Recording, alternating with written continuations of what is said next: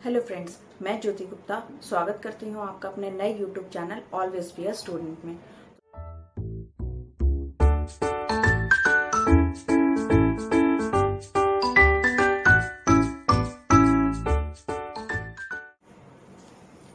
तो दोस्तों, जो हमारा मैथ्स का चैप्टर 1 नंबर 1 है नोइंग अवर नंबर्स।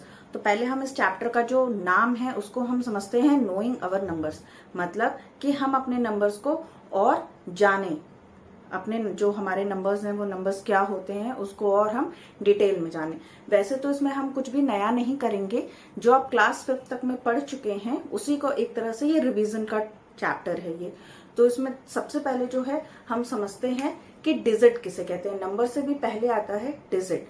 तो डिजिट दोस्तों 0 से 9 के बीच में जो भी अंक आते हैं उनको डिजिट्स कहते हैं। जैसे 0, 3, 5, 6, 9 ये इंडिविजुअली क्या है, ये एक नंबर भी है और साथ ही साथ में डिजिट भी है। डिजिट में एक चीज गौर करने वाली चीज होती है, एक सिंगल नंबर को ही हम डिजिट कहते हैं।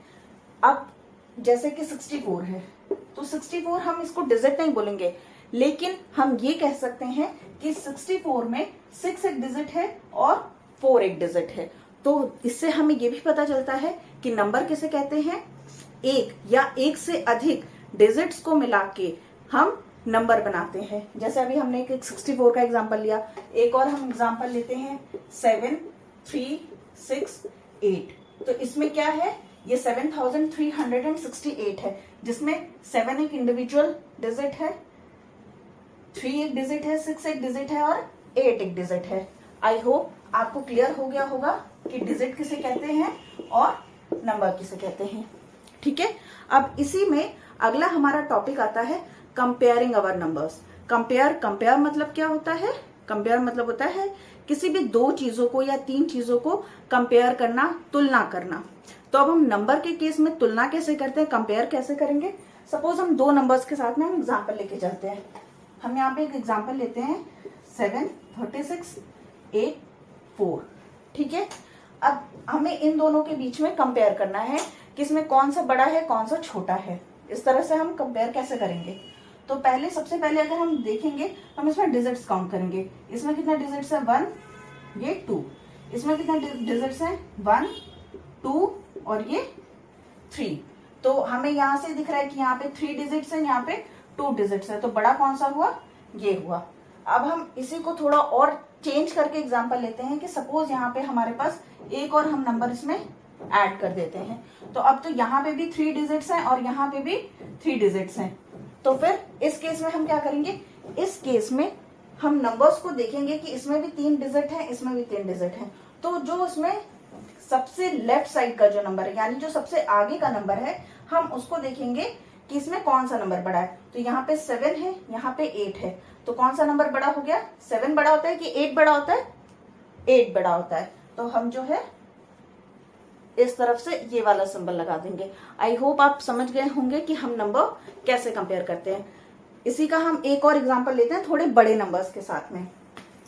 ठीक है, जैसे कि हम यहाँ पे एक और नया एग्जांपल ले रहे हैं, थोड़ा नंबर बड़ा, 7, 3, 4, 9, 2। ठीक है, और यहाँ पे ले लेते हैं 5, 4, 9, 6।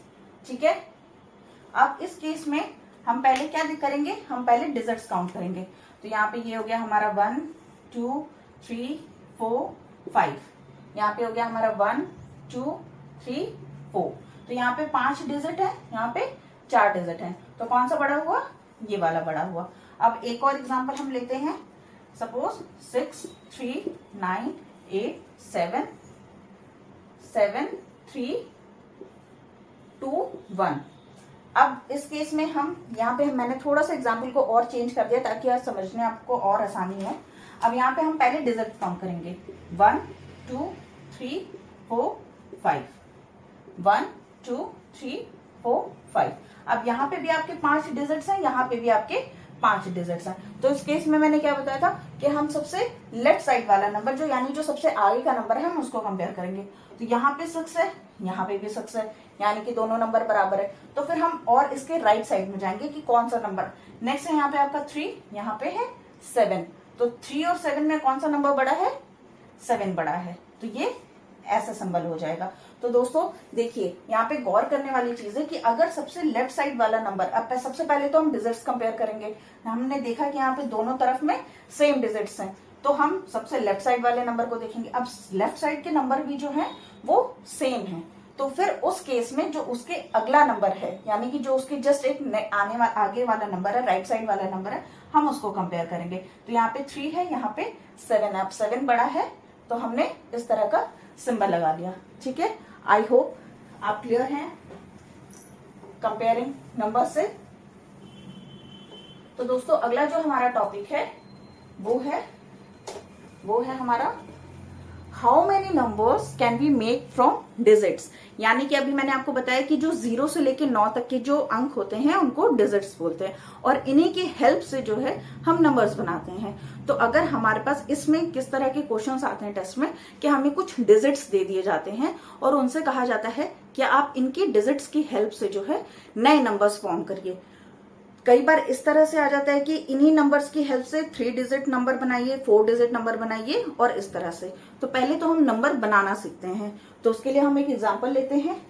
सपोज हमने एक एग्जांपल लिया 7, 3, 2 एंड 1। ठीक है, ये हमारे डिजिट्स गिवन है। इसमें कई तरह के क्वेश्चंस आते हैं, जैसे कि इस डिजिट्स की हेल्प से आप नंबर्स बनाइए, इन्हीं डिजिट्स को आप सबसे स्मॉलर और सबसे ग्रेटर नंबर बनाइए, और बस। और एक और इसमें एक टॉपिक है जो कि मैं पहले इसको क्लियर कर देती हूँ, उसके बाद से फिर हम उस टॉपिक पे आएंगे। तो सबसे पहले तो हम नंबर बनाना ऐसा सीखते हैं। तो इस नंबर बनाने में कोई इसमें कुछ भी मुश्किल बात नहीं है। आपको ये नंबर दिया हुआ है तो हमें बस इसको रीशफल करना है। मतलब जैसे अभी 1 1s की जगह पे है तो हम इसको रीशफल करके 3 की जगह पे ले आ देंगे, फिर 2 को, मतलब लाइक डिजिट्स उसके रीशफल करेंगे। तो हम नंबर्स बनाते हैं, जैसे एक नंबर तो यही हो गया 7 3 2 1। फिर हम जो है नंबर्स को थोड़ा सा शफल करेंगे, तो यहाँ पे कर देंगे 3 7 2 1। ठीक है, फिर 7 3 1 2 3 7 1 2 1 2 7 3 1 2 3 7 2 1 7 3 1 2 3 सॉरी 2 1 एंड 3 7। ठीक है, ये हमने पॉसिबल कॉम्बिनेशन बना लिए हैं, और 1 2 नंबर बन रहे होंगे तो वो रीअरेंज करने पर आपको खुद ही समझ में आ जाएगा। ठीक है, इसके अलावा इसमें एक और चीज आती है। हाँ, सबसे अगर हमें इसी नंबर के डिजिट्स के कॉम्बिनेशन से हमको अगर स्मॉलेस्ट नंबर बनाना, तो स्मॉलेस्ट नंबर बनाने के लिए हम क्या करेंगे, इसमें देखेंगे सबसे छोटा कौन सा है। तो स्मॉलेस्ट बनाने के लिए हम देखेंगे सबसे छोटा कौन सा है, 1, उसके बाद से 2, फिर 3 एंड 7। ठीक है, ये हमारा इस डिजिट के कॉम्बिनेशन से हमने सबसे स्मॉलेस्ट नंबर बना लिया। अब अगर हमें ग्रेटेस्ट बनाना हो तो हम ठीक इसका उल्टा कर देंगे। ठीक है, यानी कि सबसे बड़ा सबसे आगे, फिर उससे छोटा, फिर उससे छोटा, एंड देन सबसे छोटा। अब इसमें एक और चीज आती है कि अगर साथ में इसके 0 दिया होता तो फिर हम क्या करते, क्योंकि 0 तो सबसे स्मॉलेस्ट नंबर है। तो जब हम 0 का हमें इसमें यूज करना होता है तो ग्रेटेस्ट नंबर में हमें कुछ नहीं करना होता, हमें सिर्फ एक एक्स्ट्रा में हम 0 जोड़ देते हैं। जब हमें ग्रेटेस्ट नंबर बनाना हो डिजिट्स के कॉम्बिनेशन से, तो जब हम लास्ट में 0 जोड़ देते हैं। लेकिन जब अगर हमें स्मॉलेस्ट बनाना हो तो इसमें सबसे छोटा तो 0 ही है, लेकिन हम इसको 0 आगे नहीं लिखते हैं। क्यों? क्योंकि आपको भी पता है कि अगर किसी नंबर के आगे 0 हो तो उस नंबर की या उस 0 की कोई वैल्यू नहीं होती है। तो इसीलिए इस 0 को वैल्यूएबल बनाने के लिए हम सेकंड राइट मतलब सेकंड लेफ्ट नंबर है उसकी जगह पे हम 0 लिखेंगे। मतलब सबसे आगे ना लिख के जो सेकंड नंबर पे लिखेंगे। तो इसमें सबसे छोटा है 1, फिर 0, देन 2, 3 एंड 7। तो ये इस नंबर डिजिट्स के कॉम्बिनेशन से हमारा सबसे स्मॉलेस्ट नंबर आ गया। ठीक है, आई होप आपको क्लियर होगा कि हम नंबर कैसे बना सकते हैं, उसको फिर स्मॉलेस्ट कैसे बना सकते हैं, ग्रेटेस्ट कैसे बना सकते हैं, और 0 अगर हमारे पास हो तो फिर हम उस केस में स्मॉलेस्ट नंबर कैसे बनाते हैं। ठीक है, अब हमारा अगला जो टॉपिक है वो है हमारा असेंडिंग एंड डिसेंडिंग ऑर्डर।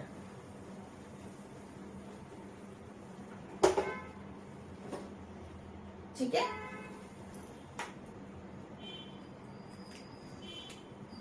तो हम यहाँ पे एक एग्जाम्पल के माध्यम से समझते हैं कि असेंडिंग और डिसेंडिंग ऑर्डर क्या होता है।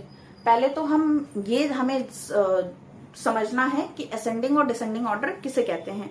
तो देखिए, असेंडिंग ऑर्डर जो है वो होता है, कोई भी आपके पास गिवन नंबर्स हैं तो उसमें आपको ग्रुप ऑफ नंबर्स दिए रहते हैं, उसमें आपको 5-6 अलग अलग तरह के नंबर्स दिए होते हैं और उसमें आपको बोला जाता है कि असेंडिंग ऑर्डर में इसको अरेंज करिए। आपने ये 5th क्लास में भी पढ़ा होगा कि arrange the following numbers in ascending order और डिसेंडिंग ऑर्डर। तो उसमें हम जो अभी हमने सीखा कंपेयर नंबर, तो हम सारे नंबर्स जो हैं उनको कंपेयर करते हैं। और असेंडिंग ऑर्डर जब हमें बनाना हो, असेंडिंग ऑर्डर में जब हमें लिखना हो तो सबसे छोटा, उसके बाद से उससे बड़ा, फिर उससे बड़ा, फिर उससे बड़ा। तो arranging the group of numbers from smaller to larger is ascending order. And what is descending order? Arranging the group of numbers from larger to smaller is descending order. ठीक है, आइए अब हम इसको एक एग्जाम्पल के माध्यम से समझते हैं। सपोज हम कुछ ग्रुप ऑफ नंबर्स ले लेते हैं, 73, 69, 05, 372 एंड 907। ठीक है, अब यहाँ पे हमारे पास ग्रुप ऑफ नंबर्स आ गए। तो अब जो है हम सबसे पहले कंपेयर करेंगे। इसमें 2 डिजिट्स हैं, 73 है, इसमें भी 2 डिजिट्स है। इसमें कितने डिजिट्स हैं? 2 है कि 1 है? 1 है। क्यों? क्योंकि यहाँ पे 0 जो है वो आगे लगा हुआ है, तो इस 0 की कोई वैल्यू नहीं, इसलिए यहाँ पे कितने डिजिट्स हैं? 1 डिजिट है। यहाँ पे 3 डिजिट है और यहाँ पे भी 3 डिजिट है। क्यों? क्योंकि यहाँ पे 0 बीच में है। ठीक है, तो हमने देखा यहाँ पे 1 डिजिट है, तो सबसे पहले हम 5 लिख देते हैं। ठीक है, उसके बाद से 2 डिजिट इसमें है और इसमें है, तो इसमें हम सबसे लेफ्ट साइड वाला देखेंगे कौन सा है? 7 है और यहाँ पे 6 है। तो 7 बड़ा है कि 6? 7 बड़ा है, तो हम 69 को लिखेंगे। And then 73। अब यहाँ पे भी 3 डिजिट्स है, यहाँ पे भी 3 डिजिट्स है, तो यहाँ पे 3 है और यहाँ पे 9 है, तो कौन सा छोटा है? 3 छोटा है, तो यहाँ पे हम 372 लिखेंगे। और फिर यहाँ पे लास्ट में आ गया हमारा 907। ठीक है, ये हमारा क्या हो गया? असेंडिंग ऑर्डर हो गया। अब इसी को अगर हमें डिसेंडिंग ऑर्डर में करना होता तो ठीक हम इसका उल्टा कर देते, मतलब कि 907 जो कि सबसे बड़ा नंबर है वो सबसे आगे, उसके बाद से फिर उससे छोटा, फिर उससे छोटा, फिर उससे छोटा एंड देन सबसे छोटा। ठीक है, अब 05 लिखने का कोई मतलब नहीं है, सिर्फ हम 5 लिखेंगे। ठीक है, आई होप आपको ये टॉपिक भी क्लियर होगा। ठीक है, अब हमारा अगला जो हमारा टॉपिक आता है वो आता है इंट्रोड्यूसिंग 10,000। मतलब कि 10,000 का एक तरह से वैसे तो आप काउंटिंग करते हैं और आपने काउंटिंग सीखा है, जानते हैं कि 10,000 क्या होता है। इसमें जो एक छोटी सी जो चीज है वो ये है कि कोई भी मैं आपको एक एग्जांपल के माध्यम से समझाती हूँ। वैसे इसमें कुछ है नहीं, इस टॉपिक में एक बहुत ही छोटी सी चीज है कि किसी भी नंबर का जो सबसे लार्जेस्ट नंबर होता है, सपोज 3 डिजिट नंबर है, लार्जेस्ट 3 डिजिट नंबर कौन सा है? लार्जेस्ट 3 नंबर क्या है? 999। अच्छा, ये चीज तो आपको पता ही होगी कि किसी का भी लार्जेस्ट नंबर पूछा जाए, मतलब किसी भी डिजिट, मतलब 5 डिजिट नंबर, 4 डिजिट नंबर या 3 डिजिट नंबर का लार्जेस्ट जब पूछा जाता है तो वो हमेशा क्या होता है? 999। मतलब आपसे जैसे अब यहाँ पे हम 3 डिजिट की बात करें, लार्जेस्ट 3 डिजिट की बात करें, तो यहाँ पे 3 टाइम्स 9 आ गया। अब यही अगर 5 डिजिट की बात करेंगे लार्जेस्ट, तो यहाँ पे 5 टाइम्स आपका 9 आ जाएगा। ठीक है, ठीक है, अब इसमें अगर हम +1 और करते हैं, तो ये क्या नंबर हो जाएगा, ठीक है। और ये इसमें अब इसमें कितने डिजिट्स आ गए, 1 2 3 4 5 6 डिजिट आ गए। तो ये जो है स्मॉलेस्ट 6 डिजिट नंबर हो गया, ठीक है। हमने यहाँ पे क्या चीज सीखी कि कोई भी लार्जेस्ट 5 डिजिट नंबर में अगर हम +1 करते हैं तो हमारे पास जो नंबर आता है वो होता है स्मॉलेस्ट 6 डिजिट नंबर। यानी किसी का भी जो लार्जेस्ट कोई भी नंबर है उसको उसमें हम +1 करते हैं तो वो नेक्स्ट डिजिट का सबसे स्मॉलेस्ट नंबर आ जाता है। और यही केस जस्ट उल्टा भी हो जाता है, मतलब कि जैसे अब ये स्मॉलेस्ट 6 डिजिट नंबर है तो इसमें से अगर हम -1 करते हैं, -1 करते हैं तो हमारे पास क्या आ जाएगा, 99999, जो कि क्या है, लार्जेस्ट 5 डिजिट नंबर है, ठीक है। आई होप आपको ये भी टॉपिक क्लियर होगा। नेक्स्ट जो है हमारे पास आता है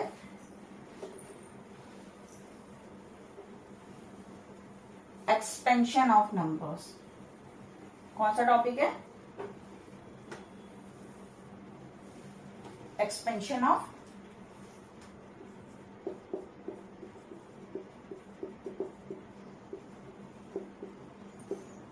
number.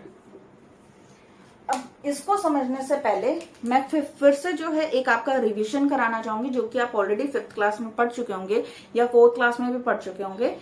Number place value, I hope आपको थोड़ा कुछ याद आ रहा होगा कि हाँ प्लेस वैल्यू ऐसा कुछ हमने पढ़ा है पुरानी पिछली क्लासेस में। तो एक्सपेंशन ऑफ नंबर कहीं ना कहीं थोड़ा उससे भी रिलेट करता है, क्योंकि अगर आपको प्लेस वैल्यू याद है तो हम एक्सपेंशन ऑफ नंबर बहुत ही इजीली समझ सकते हैं और कर भी सकते हैं। तो मैं एक बार आपको रिवाइज फिर से करा देती हूँ कि प्लेस वैल्यू क्या होता है। तो उसके लिए हम एग्जाम्पल के लिए एक नंबर लेते हैं, 7 3 6 9 2 5, ठीक है। अब ये कौन सी प्लेस है, 1s 10s 100 1000 10,000 एंड lakh। कुछ याद आ रहा है आपको, 1s 10s 100,000 10,000 lakh, I hope याद आ रहा होगा अब आपको। तो ठीक है, हमें एक्सपेंशन मतलब कि हमारे पास ये नंबर है, हमें इसको एक एक्सपेंडेड फॉर्म में लिखना है, मतलब इसको और तोड़ के एक्सपेंडेड फॉर्म में लिखना है। तो हम इसी नंबर को हम कैसे लिखेंगे, देखिए समझते हैं हम इस चीज को। ये अगर आपको ये चीज क्लियर रहेगी तो आपको एक्सपेंड करने में थोड़ा इजी होगा। जैसे कि हमारे पास नंबर है, यहाँ पे लाख है, यानी कि 7,36,925। तो लाख में हमने यहाँ पे किया, इसको एक्सपेंडेड फॉर्म के लिए 7 हमने अलग कर दिया। अब ये 7 लाख है तो हम 7 इंटू लाख करेंगे, ठीक है, plus 3 into 10,000 plus 6 into 1000 plus, यहां जगह नहीं है तो मैं इसको आगे यहां पे एक्सपेंड करके लिख रही हूं, 9 इंटू 100 प्लस 2 इंटू 10 प्लस 5, ठीक है। अब अगर हमने जितना भी ये हमने प्लस किया है, हम इसको आगे इसको और एक्सपेंडेड फॉर्म में लिखते हैं तो ये हमारा हो जाएगा 7 lakh plus 30,000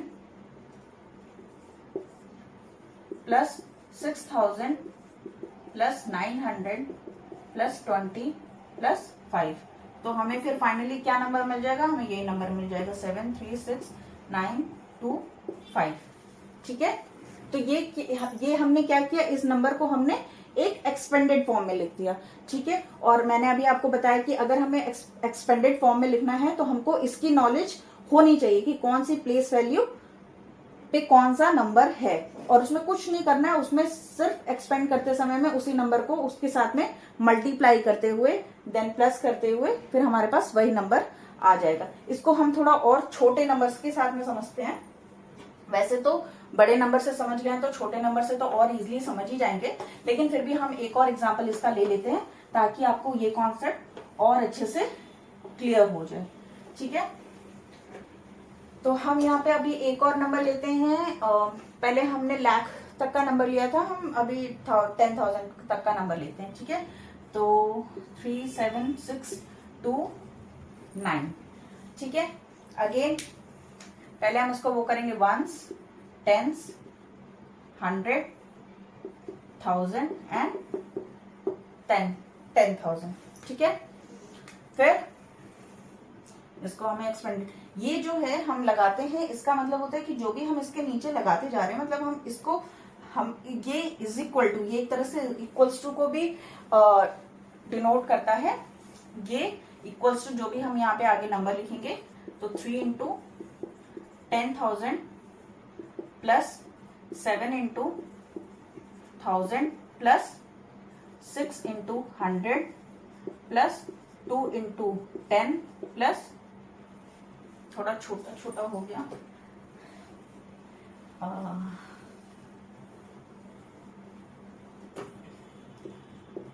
3 into 10,000 plus 7 into 1000 plus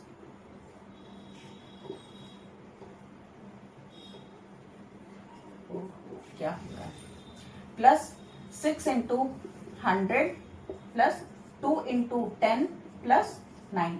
again फिर इक्वल्स टू का हम सिंबल लगाएंगे, तो हमें क्या मिल रहा है, 30,000 प्लस 7,000 प्लस 600 प्लस 20 प्लस 9। आगे फिर हमें वही सेम। ठीक है, आई होप आपको इस एग्जाम्पल के माध्यम से और जो है ये चीज एकदम क्लियर हो गई होगी कि हम किसी भी नंबर को एक्सपेंडेड फॉर्म में कैसे लिखते हैं या एक्सपेंडेड फॉर्म किसे कहते हैं। ठीक है, अब हमारा अगला टॉपिक आता है, वो है यूज ऑफ कॉमास।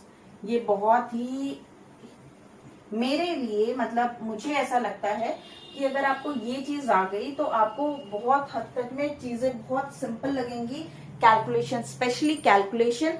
और इसका एक और फायदा है कि आपको कोई भी, अगर आपको बहुत बड़ा डिजिट दिया हो तो अगर आपको उसको तुरंत रीड करना हो उस नंबर को, तो आप बहुत ही जल्दी इसकी हेल्प से रीड भी कर सकते हैं। ठीक है, तो जो है टॉपिक है वो है यूज ऑफ कॉमास। इसकी ये मुझे बहुत ज्यादा आदत है। अभी भी आपने देखा होगा कि मैं नंबर्स लिखते समय मैं बहुत जगहों पे मैं कॉमा लगा दे रही थी और फिर मैं उसको हटा रही थी। मैं उसको हटा इसलिए रही थी क्योंकि अभी तक मैंने ये टॉपिक आपसे इंट्रोड्यूस नहीं किया था। तो इसका एक बेनिफिट क्या है कि एक तो कैलकुलेशन में आपको बहुत हेल्प मिलती है। ठीक है, और इसका दूसरा जो बेनिफिट है वो होता है रीडिंग, उसमें आपको बहुत हेल्प आती है। तो सबसे पहले हम समझते हैं कि हम कॉमास को लगाने के रूल्स क्या होते हैं, हम कॉमास कहाँ कहाँ लगाते हैं, क्योंकि हम हर नंबर के बाद से तो कॉमा नहीं लगा सकते ना। सपोज हमें 37629 दिया तो हम हर एक के बाद से कॉमा नहीं लगा सकते, तो फिर वो चीज ही गलत हो जाएगी, अलग हो जाएगी। तो उसके रूल्स क्या है, हमें कॉमास हम तो कॉमास को यूज करने के लिए कुछ रूल्स होते हैं, तो हमें वो रूल्स सबसे पहले समझना है। जैसे कि मैंने अभी आपको बताया कि ये 37629 है, तो हम हर एक नंबर के बाद से, जो हर एक डिजिट के बाद से हम कॉमा नहीं लगा सकते। तो उसका रूल क्या होता है ये हम पहले समझते हैं, और फिर हमें कैलकुलेशन और रीडिंग में क्या हेल्प करता है वो चीज हम आगे समझेंगे। ठीक है, तो सबसे पहले हम कोई एक एग्जाम्पल ले लेते हैं, कोई नंबर ले लेते हैं 3926387। आई थिंक इतना ठीक है आपके लिए। ठीक है, तो अब इसको रूल्स क्या होते हैं, हमें कॉमास कब कब लगाना चाहिए। तो वंस, टेंस, 100 पहले हम यहाँ पे डिनोट कर देते हैं प्लेस वैल्यू, ताकि आपको समझने में और क्लियर हो। यहाँ पे हो गया once, tens, 100, 1000, 10,000, lakh and 10 lakh। ठीक है, अब यहाँ पे जो हम कॉमा लगाते हैं तो ये हमारा एक 100 का ग्रुप होता है। ठीक है, ये हमारा क्या है, 100 का ग्रुप है। ये हमारा 1000 का ग्रुप है और ये हमारा लाख का ग्रुप है। ठीक है, क्योंकि यहाँ पे लाख 10 लाख आ रहा है, यहाँ पे 1000 10,000 आ रहा है और ये हम एक तरह से 100 के ही ग्रुप को हम लेकर चलते हैं। ठीक है, तो हम कॉमा, जैसे मैंने इसको अलग अलग कर ही दिया है तो हम, आप समझ ही गए होंगे कि कॉमा कहाँ कहाँ लगाना होता है। तो हम कॉमा जो है लाख को अलग करते हुए यहाँ पे कॉमा लगाते हैं, फिर 1000 को अलग करते हुए यहाँ पे कॉमा लगाते हैं एंड देन बाकी जो बचा हुआ नंबर है यहाँ पे कॉमा लगाते हैं। ठीक है, आई होप आप समझ गए होंगे कि कॉमा कहाँ कहाँ लगाते हैं। मतलब एक तरह से जो हमारे ग्रुप्स होते हैं, कॉमा हम किस लिए लगाते हैं, किसी भी चीज को अलग करने के लिए, हमें जब शो बताना हो कि हाँ ये इससे डिफरेंट है तो हम कॉमा लगाते हैं। जैसा कि आपने इंग्लिश में यूज ऑफ कॉमाज में पढ़ा होगा, तो यहाँ पे भी सेम हम यही चीज अप्लाई करेंगे कि जैसे जो हमारे ग्रुप्स हैं हम उन ग्रुप्स को अलग करते हुए कॉमा लगाएंगे। ठीक है, अब बात आती है कि मैंने बताया था आपको कि इसको कैलकुलेशन और रीडिंग में इसका क्या बेनिफिट होता है। तो रीडिंग का तो आप समझ ही गए होंगे कि अगर आपको ग्रुप अलग अलग है तो आपको काउंट नहीं करना पड़ेगा रीड करते समय में कि ये इसको हम कैसे पढ़ें। आपने तुरंत देखा कॉमा यहाँ पे लगा हुआ है तो ये लाख का ग्रुप है, तो आप तुरंत एकदम इंस्टेंटली बोल देंगे 39,26,387। ठीक है, अब इसको आप जैसे यहाँ पे तो कॉमन लग गया है तो आपको इतना मतलब आपको समझ में आ गया। अभी हम एक और कॉमा के साथ में एग्जाम्पल लेते हैं और आप इसको खुद से, अभी आप पढ़ रहे हैं देख रहे हैं तो आप खुद से ट्राई करिएगा कि आप कितना जल्दी इसको रीड कर लेंगे। मतलब आपको काउंट करने की जरूरत नहीं पड़ेगी अगर हमारे पास एक बहुत बड़ा नंबर है। ठीक है, मैं यही कोने में एक नंबर लिख रही हूँ।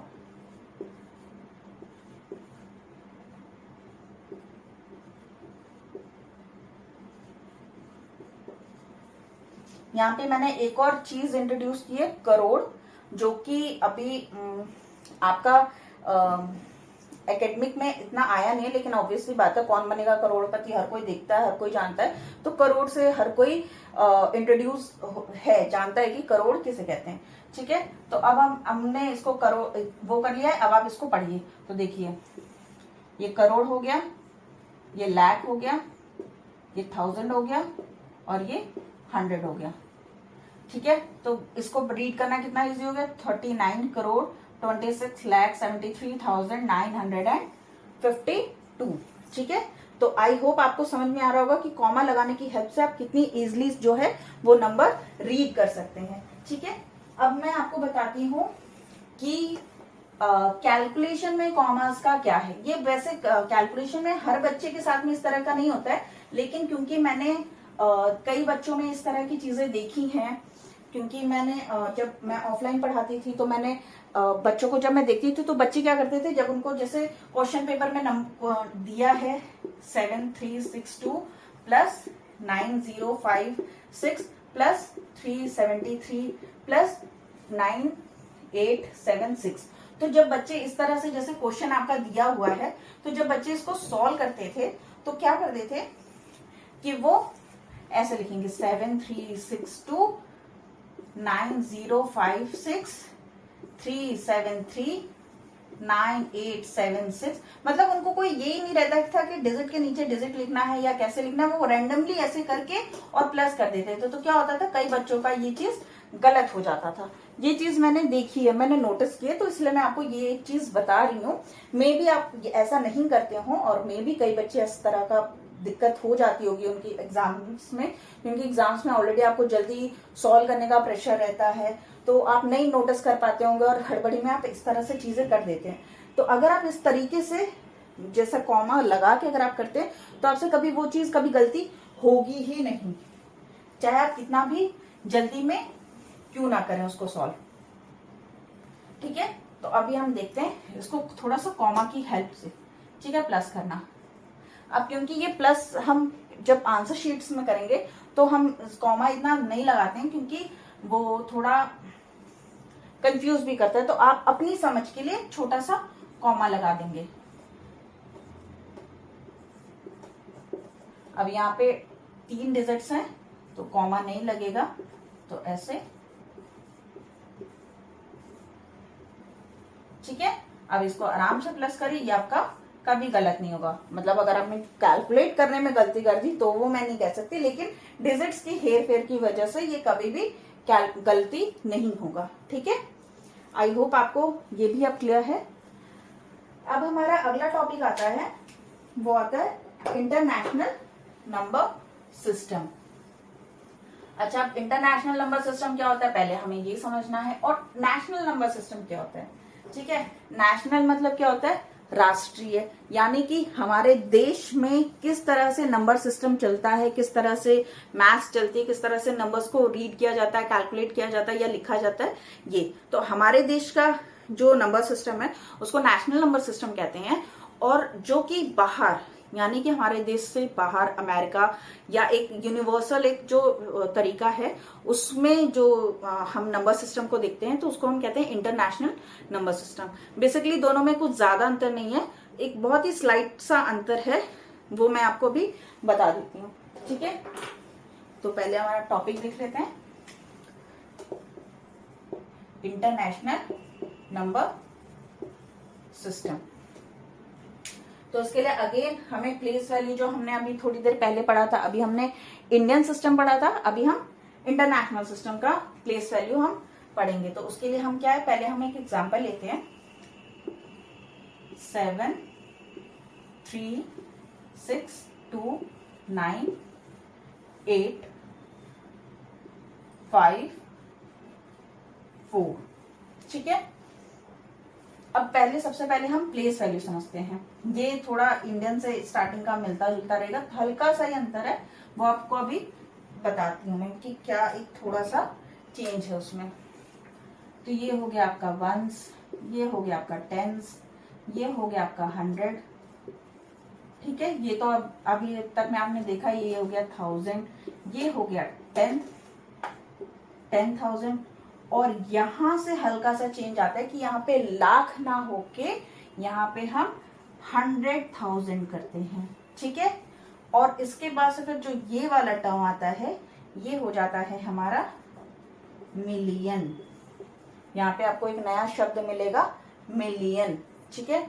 मिलियन के बाद से यहाँ पे फिर अगेन 10 मिलियन, और अगर यहाँ पे कोई और एक वो होता तो यहाँ पे 100 मिलियन, फिर 100 मिलियन के बाद से फिर इधर बिलियन आ जाता है। तो बिलियन अभी आपको जानने की जरूरत नहीं है आपके कोर्स में, और अभी तक में आपको यहीं तक जानना आपके लिए बहुत बेनिफिट होगा। तो अभी जो है फिर बात आती है कि हम इसको रीड कैसे करेंगे। पहले तो आप एक बार इसको फिर से समझ लीजिए कि ये वंस, टेंस, 100, 1000, 10,000, लाख, 10 लाख, और सॉरी मैं अभी आपको बताते बताते फ्लुएंसी में खुद ही गलत बोल दिया, ones, tens, 100, 1000, 10,000, 100,000, million and 10 million. तो अभी हम इसको कैसे पढ़ेंगे, अगर हमें पढ़ना हो तो पढ़ने से भी पहले जैसा मैंने अभी आपको बताया कि कॉमास का यूज करने से हमें नंबर को रीड करने में इजी हो जाता है। तो पहले हम देखते हैं, यहाँ पे हम ग्रुपिंग बनाते हैं और उसके बाद से फिर कॉमा लगाते हैं ताकि हमको इस नंबर को रीड करने में इजी हो जाए। तो पहले ग्रुपिंग करेंगे, तो ये हो गया हमारा 100, यहां से अब ये 3 तक, क्योंकि यहाँ पे क्या है, यहाँ पे 100 भी 1000 है, 100,000 है ना, तो ये 3 नंबर जो है हमारा कौन सा ग्रुप बन गया, 1000 का ग्रुप बन गया। और ये जो 2 नंबर है ये हो गया हमारा मिलियन।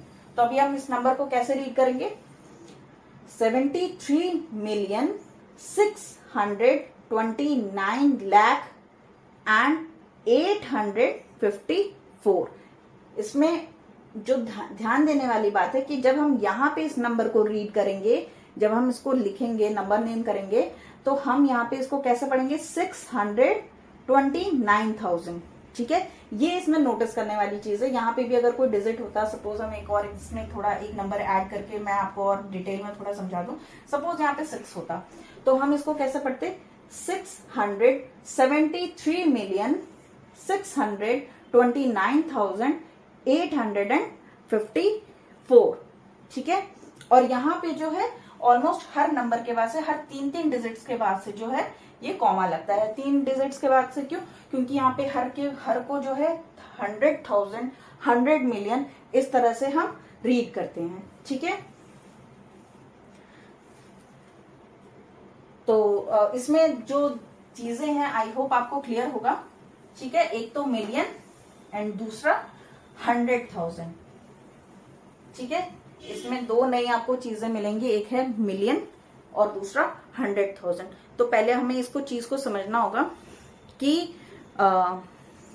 1 मिलियन में कितने लाख होते हैं। तो यहाँ पे जो है हम 2 नंबर लेते हैं, 2 नंबर नहीं लेंगे, एक ही नंबर लिखेंगे। एक नंबर को हम इंटरनेशनल नंबर सिस्टम के थ्रू कॉमा लगा के हम उसको वैसे लिखेंगे और दूसरे नंबर को हम इंडियन सिस्टम के हिसाब से लिखेंगे। ठीक है, तो एक एग्जांपल लेते हैं, 7 3 5 6 2 3 एंड 8। ठीक है, अब इसको पहले हम इंडियन सिस्टम के हिसाब से कॉमा लगा देते हैं। अच्छा, इसको इंटरनेशनल के हिसाब से भी करना है तो हम सेम यही नंबर नीचे भी लिखते हैं। ठीक है, तो पहले हम इसको, ये हमारा हो गया इंडियन सिस्टम और ये इंटरनेशनल सिस्टम। ठीक है, तो पहले कॉमा लगाते हैं, 1 10 100 कॉमा 1000 10,000 कॉमा लाख 10 लाख। अब यहाँ पे 1 10 100 comma 1000 10,000 100,000 comma and then million. ठीक है, तो यहाँ पे कुछ हमें क्वेश्चंस जो बेसिक अराइज होते हैं वो होते हैं कि 1 मिलियन में कितने लैक्स होते हैं। तो अभी हमारा ये 1 मिलियन है और यहाँ पे ये हमारा 10 लाख 73 है ना, तो 73 ये हमारा लाख हो गया और ये हमारा 10 लाख हो गया और ये 7 है। तो यहाँ पे 7 मिलियन है, यहाँ पे ये 7 क्या है, ये मिलियन है और यहाँ पे ये 10 लाख की प्लेस पे है। तो 1 million is equal to 10 lakh. ठीक है, आई होप आपको क्लियर है ये थोड़ा इसमें। तो आइए अब हम अपने अगले टॉपिक की तरफ बढ़ते हैं जो कि है हमारा मेजरिंग सिस्टम। ठीक है, मेजरिंग सिस्टम अभी आपने 5th क्लास में भी पढ़ा होगा, मेरे ख्याल से 5th क्लास से आपने का नया ये भी टॉपिक इंट्रोड्यूस हुआ होगा कि किसी भी चीज को तौलना हो, नापना हो तो किस तरह से नापेंगे और किसको किस चीज के लिए यूज करेंगे। सपोज जैसे कि आपके पास कोई लिक्विड फॉर्म की चीज है तो आप उसको केजी में नहीं नाप सकते, उसके लिए आप क्या यूज करेंगे, लीटर यूज करेंगे। या आपके पास कोई सॉलिड में कोई चीज है तो आप उसको लीटर में नहीं नाप सकते हैं, आपको उसको केजी में ही बताना होगा। या फिर हमें किसी की लंबाई बतानी हो, किसी की लेंथ बतानी हो तो उसके लिए हम सेंटीमीटर, मीटर या दूरी कहीं की बतानी हो कि ये शहर इससे दूर है तो हम उसके लिए किलोमीटर का यूज करते हैं। तो जैसी हमारे पास बात होती है या जो भी हमें जिस तरह से चीजें करनी होती है उसका एक अलग ही यूज होता है, उसके लिए एक अलग ही मेजरिंग सिस्टम होता है। ठीक है, तो यहाँ पे छोटा सा एक इंट्रोडक्शन है मेजरिंग सिस्टम का, जिसमें कि हम ये भी आप कुछ नया नहीं है, ये आप ऑलरेडी 5th क्लास में पढ़ चुके होंगे। जैसे कि 1 kg है तो 1 kg में कितने ग्राम्स होते हैं, 1000 ग्राम्स होते हैं। ठीक है, यही आपकी चीज आती है 1 लीटर, तो 1 लीटर में कितना होता है, 1000 ml होता है। ठीक है, केजी बड़ा होता है, उससे छोटा ग्राम होता है, उससे छोटा मिलीग्राम होता है, और लीटर में लीटर, देन मिली लीटर। ठीक है, और फिर आपका आता है kilometre, then metre, then millimetre. ठीक है, और हाइट अगर जैसे किसी की नापनी हो तो हाइट के लिए हम यूज करते हैं फीट, इंच एंड और सेंटीमीटर। ठीक है, तो ये इस तरह के आपके टर्म्स यूज होते हैं। ये किसी सॉलिड चीज को अगर आपको नापना तौलना है तो आप उसके लिए करेंगे, ये लिक्विड चीज के लिए, या अगर हमें कहीं की डिस्टेंस बतानी हो तो हम उसके लिए यूज करते हैं, और ये किसी की लेंथ बतानी हो तो हम उसके लिए यूज करते हैं। ठीक है, ये एक बेसिक इंट्रोडक्शन है। ठीक है, इसके अलावा आपको इसमें और कुछ नहीं है। इसके बाद से हम यूनिटरी मेथड जो है एक नया टॉपिक है, यूनिटरी मेथड भी इसी से थोड़ा रिलेटेड है, क्योंकि उस यूनिटरी मेथड में एक तरह से वर्ड प्रॉब्लम्स आपके आते हैं। तो उसमें कहीं ना कहीं इन्हीं से रिलेटेड जो है क्वेश्चंस बना के आपको यूनिटरी मेथड में देते हैं। तो यूनिटरी मेथड क्या होता है, हमारा जो अगला टॉपिक है यूनिटरी मेथड, हम उसको आइए उसको समझते हैं। यूनिटरी मेथड में बेसिकली जो है आपको कोई एक चीज की कीमत बता दी जाएगी, आपको और ज्यादा की कीमत आपको बतानी होगी, या बहुत ज्यादा की कीमत दी होगी तो आपको एक की बतानी होगी, या बहुत ज्यादा किसी एक पर्टिकुलर चीज की आपको कॉस्ट दी होगी और आपको पूछा जाएगा कि ठीक है ये चीज इतने का था तो ये बताओ ये कितने का है। ये बेसिकली मतलब एक तरह से ये सिर्फ कीमत के लिए नहीं है, ये बेसिकली कई चीजों के लिए। तो मैं ये थोड़ा एक एग्जांपल लेके हम इस चीज को समझते हैं कि ये टॉपिक में है क्या। तो अभी जैसे हम कीमत की बात कर रहे थे और खरीदने की बात कर रहे थे, तो ये पहला एग्जांपल हम उसी से लेते हैं कि सपोज एक पेन जो है, एक पेन की कॉस्ट है 15 रुपीज, ठीक है। अब आपको अगर 12 पेन की कॉस्ट बतानी हो तो 12 पेन की कॉस्ट कितनी होगी, ये इस तरह के क्वेश्चंस आते हैं आपके यूनिटरी मेथड में। तो आप उसके लिए क्या करते हैं कि cost of 1 pen is equal to ₹15, cost of 12 pen is equal to 15 into 12। 15 into 12 कितना होगा 180, ठीक है। ये तो हमने एक बहुत ही बेसिक सा क्वेश्चन उठाया। ठीक इसका उल्टा भी हो जाता है। उल्टा कैसे क्वेश्चन बनता है कि आपको जो है 12 पेन की कॉस्ट दी हो, ठीक है, cost of 12 pen is equal to ₹144, ठीक है, और पूछा जाए आपसे कि कॉस्ट ऑफ 1 पेन क्या है। तो उसके लिए हम क्या करते हैं कि कॉस्ट ऑफ 12 पेन 144 है, तो कॉस्ट ऑफ 1 पेन की कितनी होगी, तो हम 144 डिवाइडेड बाई 12 कर देंगे तो आएगा आपका, तो 1 पेन की कॉस्ट कितनी हो गई ₹12, ठीक है। आई होप आपको ये भी क्लियर होगा। और इसमें कई तरह के मिक्स क्वेश्चंस हैं जब हम इसकी एक्सरसाइज करेंगे। ये अभी मैंने एक आपको बेसिक इंट्रोडक्शन दिया था। अच्छा, इसमें एक और चीज है, वो भी हम चलिए एग्जाम्पल के माध्यम से वो चीज भी समझ ही लेते हैं। बाकी इसके डिटेल्स में जो आपकी बुक में क्वेश्चंस दिए हुए हैं, जब हम उसको सॉल्व करेंगे तो फिर जो है हम इसको और डीपली, क्योंकि इसमें कई तरह के क्वेश्चंस बनते हैं और सारे क्वेश्चंस को एग्जाम्पल के माध्यम से समझाना थोड़ा पॉसिबल नहीं है, क्योंकि इसमें आप भी बोर हो जाओगे, टाइम भी बहुत लगेगा। तो हम जब मैथ्स की जब एक्सरसाइज करेंगे, जब इससे रिलेटेड जब हम एक्सरसाइज सॉल्व करेंगे, तब हम उसमें इस तरह के जितने क्वेश्चन हैं वो सारे क्वेश्चन जो है हम सॉल्व करेंगे। लेकिन इसमें एक और चीज है, वो भी आप इस चीज को समझ लीजिए, ठीक है।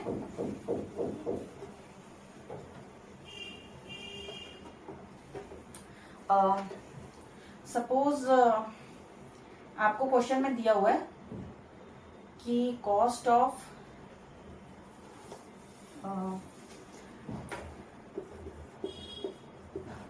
Cost of 5 pen is equal to 90, ठीक है।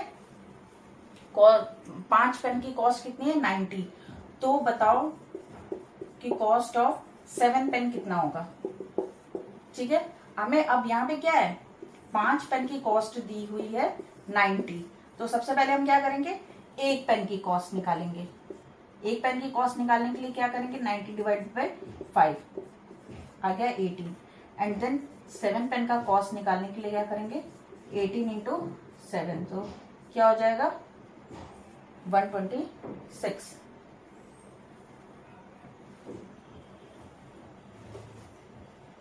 ठीक है। तो हमने ये भी जो है इसमें एक और ये चीज छूट रही थी, तो हमने इसको भी इंक्लूड कर लिया है। अब हम अगली टॉपिक की तरफ बढ़ते हैं, जो कि है एस्टिमेशन या राउंडिंग ऑफ। अब पहले तो बात ये आती है कि एस्टिमेशन क्या होता है, उसके बाद से ही तो हम राउंडिंग ऑफ भी समझ पाएंगे। तो एस्टिमेट करना क्या होता है, जब आपको किसी भी चीज का एग्जैक्ट वैल्यू नहीं पता। सपोज आपको यहाँ से दिल्ली जाना है, या आपको यहाँ से बनारस जाना है, तो आपको एग्जैक्टली अब आपको नहीं पता है कि कितने किलोमीटर, लेकिन आप एक लमसम एक आइडिया लगा सकते हैं कि हाँ ठीक है, यहाँ से दिल्ली हमारा 900 किलोमीटर 600 किलोमीटर, एक आपने एक जनरल एक आइडिया, यहाँ पे आपको एग्जैक्ट वैल्यू नहीं पता कि यहाँ से कितनी दूर है, लेकिन फिर भी आपने एक लमसम में एक एस्टिमेट करके एक वैल्यू बताया। तो अंदाजा जिसे बोलते हैं ना कि अंदाजा लगाना, तो इसी अंदाजा लगाना को ही हम एस्टिमेशन कहते हैं। ठीक है, अब एस्टिमेशन के बाद से आता है राउंडिंग ऑफ, क्योंकि जब हमारे पास कोई पर्टिकुलर जब हमें किसी चीज का पर्टिकुलर नंबर नहीं पता होता है, तो जैसे हम अंदाजा लगाते हैं, जैसे कि सपोज अभी हम एक चीज लेके चलते हैं कि 76 यहां से दिल्ली 76 किलोमीटर दूर है, ठीक है, दिल्ली, लेकिन हमने एक अंदाजा लगाया कि नहीं यार ये 800 किलोमीटर के आसपास में है, तो हमने एक अंदाजा लगाया 800 किलोमीटर और एग्जैक्ट वैल्यू क्या थी 769, तो इसको ही हम एक तरह से कहेंगे कि क्या हो गया, ये राउंड ऑफ हो गया। मतलब जहां पे एक एग्जैक्ट वैल्यू नहीं रहती है, हम उसके लमसम उसके आसपास का नंबर बोलते हैं, तो उसी को हम क्या बोलते हैं, राउंड ऑफ करना। ठीक है, अब यहाँ पे अगर हमारे पास कोई नंबर हो तो उसको राउंड ऑफ करने के भी 2-3 तरीके होते हैं। अब इसमें डिपेंड करता है कि आपसे पूछा क्या गया है कि नियरेस्ट टू किसके राउंड ऑफ करना है। ठीक है, अब जैसे कि हम यहाँ पे एक एग्जांपल लेते हैं,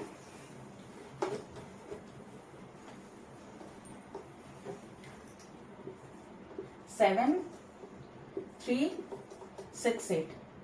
ठीक है, तो अब इसको जो है अब हमें इसको जो है राउंड ऑफ करना है, तो राउंड ऑफ करने के लिए हमें क्वेश्चंस में दिया होगा कि हमें नियरर टू किसके राउंड ऑफ करना है। अगर सपोज हमें 1000 के राउंड ऑफ करना हो, तो हम इसको सीधा से क्या करेंगे 7000।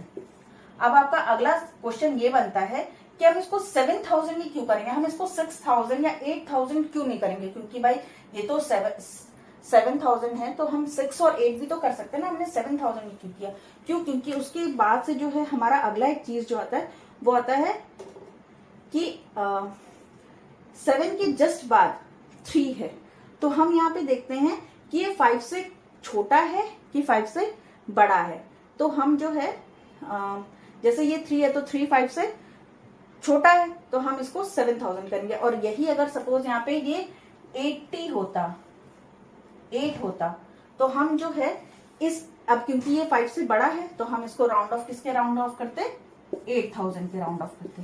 ठीक है, आई होप आपको क्लियर है। ठीक है, अब अगर ये 1000 के हमको नियरर करना था तो हमने इस तरह से कर दिया, हमने इसको 1000 में कन्वर्ट करके कर दिया। अब अगर यही आपसे बोलता कि नियरर टू 100 करो, नियरर टू 100 करो, तो हम ये 7 8 वाला एग्जांपल लेके चल रहे हैं, तो अब 8 है हमारा 100 की प्लेस पे, तो हम 8 के नेक्स्ट देखेंगे कि कौन सा डिजिट है, ये हमारा 6 है, तो 6 क्या है 5 से बड़ा है, तो हम इसको नेक्स्ट 6 के नेक्स्ट क्या आता है 7, तो हम इसको जो है 6 जो है वो 5 से बड़ा है, तो हम इसको क्या करेंगे 7900, क्या करेंगे 8 से एक डिजिट आगे 9, तो हम इसको 900 में कन्वर्ट कर देंगे। और यही अगर आपसे बोला जाता कि नहीं इसको नियरर टू 10s के कन्वर्ट करिए, तो अब 10s की वैल्यू क्या है, 10s के लिए क्या है, हम इसका अगला डिजिट देखेंगे जो कि है 8 अगेन आपका 5 से बड़ा है, तो हम यहाँ पे क्या करेंगे 10s वाली जगह पे प्लेस पे हम इसको एक बड़ा करके लिख देंगे 7870।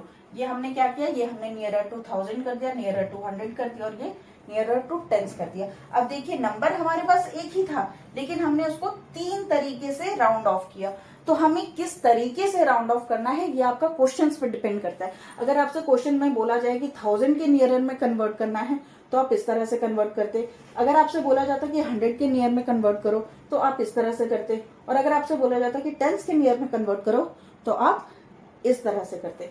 आई होप आपको ये पूरा क्लियर है कि राउंड ऑफ कैसे किया जाता है।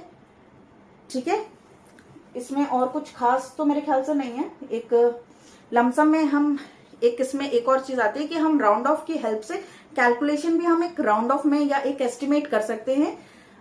तो ये हमारे पास बहुत ही एक टिपिकल नंबर है जो कि हमारे पास बिना पेपर पेन के हमको करना है कैलकुलेट, तो हम उसको राउंड ऑफ की हेल्प से किस तरह से जल्दी कैलकुलेट कर सकते हैं, ये एक इसमें एक चीज आती है।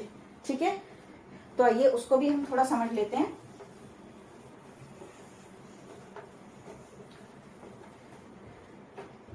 सपोज आपके पास नंबर है 7932 प्लस 6037। ठीक है, अब ये आपके पास नंबर दिया हुआ है और आपको एकदम बिना पेपर पेन के कहा है कि नहीं आप इसको कैलकुलेट करके बताओ, एक एस्टिमेट ही बताओ, एक लमसम एक कैलकुलेट करके बताओ।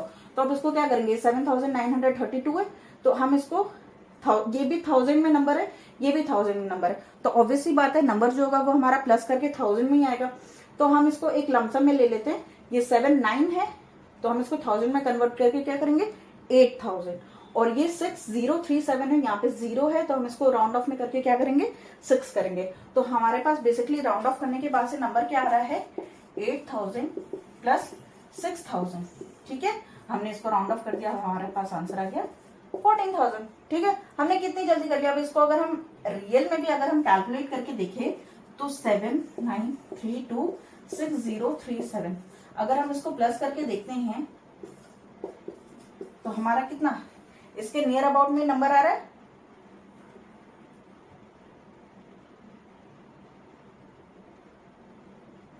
सॉरी ये मैंने थोड़ा हड़बड़ी में यहाँ पे 15 लिख दिया, यहाँ पे 13 होना चाहिए।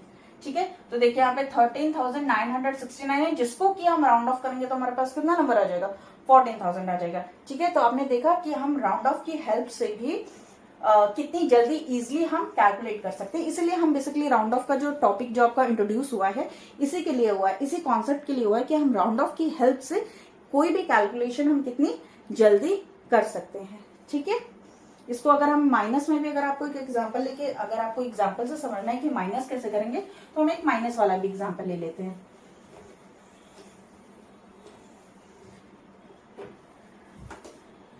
जैसे कि 732 माइनस 492। ठीक है, अब इसको हमें राउंड ऑफ में करेंगे तो हम क्या, ये 7 है, 700 हो गया, ये 4 9 है, तो 4 से मतलब 4 से आगे क्या आता है, 5 आता है, तो ये हम 5 हो गया। तो यहाँ पे 7 माइनस 5 मतलब 700 माइनस 500, तो क्या हो गया, 200 आ गया। ठीक है, अगर हम इसको राउंड ऑफ करते हैं तो 732 कितना राउंड ऑफ होगा, 700 होगा, और 492 कितना होगा, 500। माइनस करेंगे तो कितना आएगा, 200। अब इसको थोड़ा वैसे भी माइनस करके देख लेते, 732 माइनस 492 आ गया नियर अबाउट में 242, 240। ये थोड़ा 40 थोड़ा 200 से इसलिए ज्यादा है क्योंकि यहाँ 32 नंबर था, ये जैसे 500 के काफी पास है, ये 700 से थोड़ा दूर है 32 का, इसलिए थोड़ा ज्यादा डिफरेंस आ रहा है। नहीं तो आपको बेसिकली अगर आपसे राउंड ऑफ में पूछा जाएगा तो राउंड ऑफ में आप इसी तरह से सॉल्व करेंगे। ठीक है, अब हमारा जो है अगला टॉपिक वो है, जैसे अभी आपने एक्सपेंशन पढ़ा, मैंने अभी आपसे कुछ देर पहले टॉपिक एक आपको इंट्रोड्यूस किया था कि नंबर को हम एक्सपेंडेड फॉर्म में कैसे करते हैं। तो अभी हमारा टॉपिक वही है, लेकिन हम उस एक्सपेंडेड फॉर्म के साथ में ब्रैकेट्स का भी यूज करना हमें, मतलब हम एक ब्रैकेट्स के यूज में, मतलब हम उसको नंबर को एक्सपेंड करके और उसमें ब्रैकेट का कैसे यूज करते हैं और हमारा कैलकुलेशन हम कैसे करते हैं, वो एक हमारा टॉपिक है अगला। ठीक है, तो इसके लिए जो है हम पहले एक एग्जांपल समझते हैं कि सपोज 2 लड़कियां हैं। ठीक है, सीता एंड गीता। ठीक है, तो सीता गई शॉपिंग करने के लिए गई और वो वहां से पेन लेकर आती है, पेन लेकर आती है, 7 पेन लेकर आती है 10 रुपीज का। ठीक है, गीता भी शॉपिंग करने के लिए जाती है, गीता भी पेन ही खरीद के लाती है और 10 ही रुपए का लेकर आती है, लेकिन वो 9 खरीदती है। ठीक है, मतलब गीता भी पेन ही खरीद के ला रही है, सीता ने पेन खरीदे 7 10 रुपए के और गीता ने पेन खरीदे 9 10 रुपए के। तो अब टोटल सीता और गीता ने मिलके कितना पैसे खर्च किए, तो उसको देखिए करने के 2 तरीके होते हैं। कि एक तो सीधा सीधा हमने किया कि सीता ने 7 पेन लिए 10 रुपए के, यानी कि 70 रुपए खर्च किए, और गीता ने पेन लिए 9 10 रुपए के, तो यानी कि 90 रुपए खर्च किए। तो टोटल कितना हो गया, 160 रुपीज। और एक तो ये मेथड हो गया आपका, और एक दूसरा मेथड जो है वो आपका वो है ब्रैकेट के यूज से, कि हम इसको ब्रैकेट में कैसे कर सकते हैं। अभी देखिए यहाँ पे क्या है, कॉस्ट दोनों की सेम है, तो कॉस्ट जो चीज सेम होती है वो हम ब्रैकेट के बाहर कर देते हैं, क्योंकि अगर हम इसका बेसिक एक इक्वेशन बनाए कि इसका इक्वेशन कैसे बनेगा, तो ऐसे बनेगा 7 इंटू 10 प्लस 9 इंटू 10। तो यहाँ पे 10 कॉमन है और बीच में प्लस है, तो हम इस 10 को बाहर निकाल देंगे। 9 प्लस 7 तो हो जाएगा हमारा 10 इंटू 16 160। ठीक है, जैसा कि आप देख रहे हैं दोनों में आंसर क्या है, सेम आया, लेकिन हमने दोनों को अलग अलग तरीके से किया। तो आगे चल के जो है फ्यूचर में आपको यही सिस्टम फॉलो करना है, यही मेथड फॉलो करना है कैलकुलेट करने के लिए। क्यों? क्योंकि ये तो एक तो लेंथी नहीं होता है, ये काफी आपका शॉर्ट में हो जाता है, और दूसरा आगे चल के यही इसी के बेस पे आपको आगे की मैथ्स भी कई तरह की चीजें होंगी, क्योंकि आगे चल के आपको इक्वेशंस वगैरह पढ़ने होंगे, तो उसमें इसका बहुत रोल रहता है। इस तरह के क्वेश्चन, मतलब इस तरह के ब्रैकेट्स का और इस तरह के क्वेश्चंस का बहुत इंपॉर्टेंस रहता है। तो बेसिकली आप इस पे ज्यादा जोर दीजिएगा कि हम कॉमन चीजों को बाहर निकाल देते हैं, और जो प्लस माइनस या कुछ भी रहता है उसको हम ब्रैकेट के अंदर सॉल्व करते हैं। ठीक है,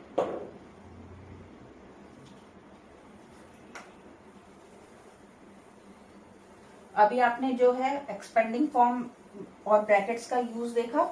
अभी इसको हम कैलकुलेशन में ब्रैकेट्स और एक्सपेंडेड फॉर्म का कैसे इस्तेमाल करते हैं, वो है हमारा अगला टॉपिक। तो जैसे कि हम उसके लिए एक सम ले लेते हैं, जैसे कि 25 इंटू 63। ठीक है, तो अब इसको हम अगर एक्सपेंड करते हैं तो हमारा क्या बनेगा, 20 प्लस 5 ब्रैकेट इंटू 60 प्लस 3। ठीक है, सेम चीज है ना, 20 प्लस 5 25, 60 प्लस 3 63। अब इसको जो है हम और कैसे इसको एक्सपेंडेड फॉर्म में सॉल्व करेंगे, जिससे कि हमारा सॉल्व करने का तरीका भी इजी हो जाएगा। तो हम क्या करेंगे, ये 20 प्लस 5 है, यानी 20 भी 63 से मल्टीप्लाई हो रहा है और 5 भी 60 प्लस 3 से मल्टीप्लाई हो रहा है। तो हम इसको चीज यही करेंगे, 20 60 प्लस 3 एंड 5 60 प्लस 3।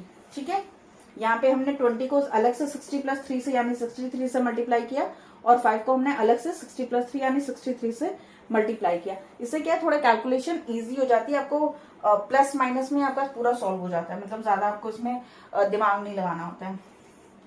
तो ये हम इसको अगर हम ब्रैकेट खोलेंगे तो 20 इंटू 60 करेंगे, फिर 20 इंटू 3 करेंगे, प्लस 5 इंटू 60 करेंगे, प्लस 5 इंटू 3 करेंगे।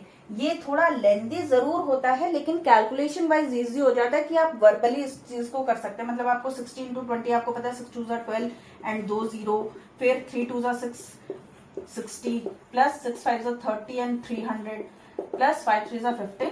ये तो आपको क्या हो गया, नंबर आपका एकदम शॉर्ट, आपने जल्दी से इसको मतलब वो कर लिया कि वर्बली। अगर आपको 25 इंटू 63 करना होता तो बिना आप कॉपी पेन के आप वर्बली इतनी जल्दी नहीं कर पाते, मतलब आपको पूरा टेबल वेबल पढ़ना पड़ता है। ये है कि आपको 2 से लेके 10 तक के टेबल के बीच में आपका ये सारी चीजें हो गई। तो ये कितना हो जाएगा, 1575 1575। तो देखा, ये लेंदी जरूर होता है लेकिन थोड़ा कैलकुलेशन वाइज इजी होता है। और ये चीजें भी आपको सीखना जरूरी है, क्योंकि इसका अभी तो ज्यादा यूज नहीं होगा, लेकिन आपके आगे चल के जो है आपको इसकी जरूरत पड़ेगी। और अगर आपका ये कॉन्सेप्ट क्लियर रहेगा तो आगे आपको बहुत ही ज्यादा हेल्प मिलेगी। ठीक है, अगला हमारा बहुत ही इंटरेस्टिंग टॉपिक है, वो है रोमन नंबर। ठीक है, रोमन नंबर आप काफी छोटी क्लास से पढ़ते आ रहे हैं। रोमन नंबर बेसिकली जैसे कि ये हमारा इंडियन सिस्टम में हम नंबर लिखते हैं 1 2 3 4, वैसे ही रोमन नंबर भी एक तरह से एक लैंग्वेज है जिसमें कि हम नंबर्स को डिनोट करते हैं। ठीक है, रोमन आपने सुना ही है, एक मतलब एक रोमन देश हुआ करता था। तो इसी रोमन लैंग्वेज में जो है हम इस नंबर को लिखेंगे। तो इसका बेसिक 1 से लेके 30 तक तो बहुत ही इजी है, 30 क्या 50 तक में बहुत इजी है। उसके बाद से भी आप इसको कुछ चीजें अगर आपको याद हो तो आप आगे चल के सारे नंबर्स को भी आप उस तरह से कर सकते हैं, क्योंकि इसके कुछ रूल्स होते हैं। तो पहले तो हम देख लेते हैं 1 2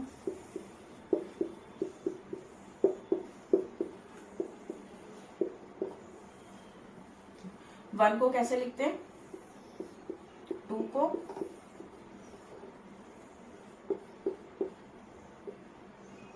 4 को, 5 6 7 8 9 एंड 10। ठीक है, तो इसमें कुछ चीजें याद करने वाली हैं, जैसे कि यहाँ पे कहा ऑलमोस्ट यहाँ पे अभी तक में आपको कितना यूज हुआ, आई वी एंड एक्स, इन्हीं 3 चीजों का यूज हुआ और इसके अलावा कोई नंबर कोई एक्स्ट्रा अल्फाबेट का यूज नहीं हुआ। तो आप इसको अगर आप कुछ रूल समझ लेंगे तो आगे चल के आपको और भी इजी हो जाएगा। अगर आपको किसी भी नंबर को अगर चेंज करना हो तो आपको वो नंबर याद करने की जरूरत नहीं पड़ेगी, बस आप उस रूल को फॉलो करके आप रोमन नंबर में उसको कन्वर्ट कर सकते हैं। जैसे कि हमको पता चल गया कि 1 को कैसे डिनोट करते हैं, आई से डिनोट करते हैं। अब 2 है तो 1 + 1 यानी कि 3 है, यानी कि 1 + 1 + 1 आपका हो गया। अब 4, तो 5 को कैसे डिनोट किया इन्होंने, 5 जो है आपका V से डिनोट होता है। तो 4 क्या है, मैं ऐसे लिखती हूँ, यहाँ पे 4 लिखती हूँ, यहाँ पे 5 लिखती हूँ। तो 5 को कैसे डिनोट किया है, V से डिनोट किया है। और 4 क्या है, 5 - 1। तो जब टर्म आ जाता है तो जो आपका जैसे 1 इसमें से माइनस हो रहा है, तो 5 में से माइनस हो रहा है 1, तो क्या होगा, ये हमने ये ऑलवेज क्या डिनोट करता है कि 5 - 1 अगर पहले लग जाता है। ठीक है, और यही चीज अगर बाद में लग जाती है तो ये डिनोट करता है प्लस का। जैसे कि अब हमारा 5 है, 6 आ गया, तो 6 क्या है, 5 + 1 है। तो इसमें क्या है, जो हमने 1 लेफ्ट साइड में लिखा था आई को, उसको हम राइट साइड में कर देंगे। ठीक है, ये इसका बेसिक रूल है। जैसे यहाँ पे हमने 5 है, 5 - 1 = 4, तो जब यहाँ पे 1 माइनस हो रहा है तो 1 को हम लेफ्ट साइड में करेंगे, और यहाँ पे प्लस हो रहा है 1, तो यहाँ पे हम राइट साइड में करेंगे। अब आगे हम 7 को समझ लेते हैं। जैसे 7 है तो क्या है, 5 + 1 + 1, तो 5V हो गया, +1 यानी कि राइट साइड में आई, एंड अगेन +1 है तो ये राइट साइड में एक और आई। ठीक है, आई होप ये चीज आपको क्लियर हो गई कि कैसे हम आगे अगर प्लस हो रहा है तो राइट साइड में, माइनस हो रहा है तो लेफ्ट साइड में हम उसको लिखेंगे। अब इसमें कुछ और बेसिक, जैसे कि इसमें कुछ आपको नंबर्स को याद करना पड़ेगा कि उसको कौन से सिंबल के साथ में डिनोट करते हैं। ठीक है, तो यहाँ पे कुछ नंबर्स हैं जिनका हमको सिंबल्स याद करने पड़ेंगे, तो हम वो नंबर्स लिख लेते हैं 1 5 50 100 500 एंड 1000। ठीक है, तो 1 को हम कैसे डिनोट करते हैं, आई वी एल सी, सॉरी मैं यहाँ पे कंफ्यूज हो रही हूँ, हाँ ठीक है, 500 को डी एंड 1000 को एम।